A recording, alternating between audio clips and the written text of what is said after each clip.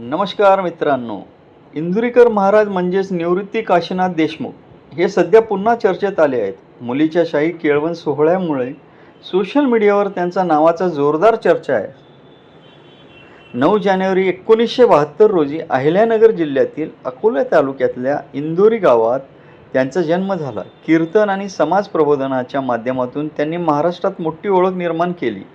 इंदुरीकर महाराज एका कीर्तनासाठी साधारण 45 ते 50 हजार रुपये मानधन घेतात, अशी माहिती सांगितली जाते.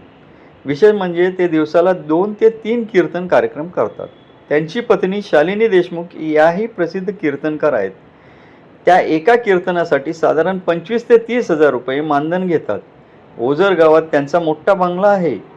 हेच त्यांचं खरं मुख्य निवासस्थान मानलं जातं. तसेच त्यांच्या कुटुंबाकडे महिंद्रा स्कॉर्पिओ सारख्या गाड्या, 20 ते 25 एकर शेती आणि कोट्यावधींचा मालमत्ता असल्याची चर्चा आहे. मात्र फक्त संपत्तीच नाही तर सामाजिक कार्यातही त्यांचं मोठं योगदान आहे. गरजू मुलांसाठी ज्ञानेश्वरी माऊली हॉस्टेल आणि शिक्षण संस्था सुरू करून ते अनेक मुलांच्या शिक्षणाची आणि राहण्याची व्यवस्था करत आहेत. कीर्तन, समाजकार आणि साधी राहणी यामुळे इंदुरीकर महाराज आजही लाखो लोकांच्या मनात विशेष स्थान टिकून आहेत. तुम्हाला हा व्हिडिओ आवडला असेल तर लाईक, शेअर आणि सबस्क्राईब करा.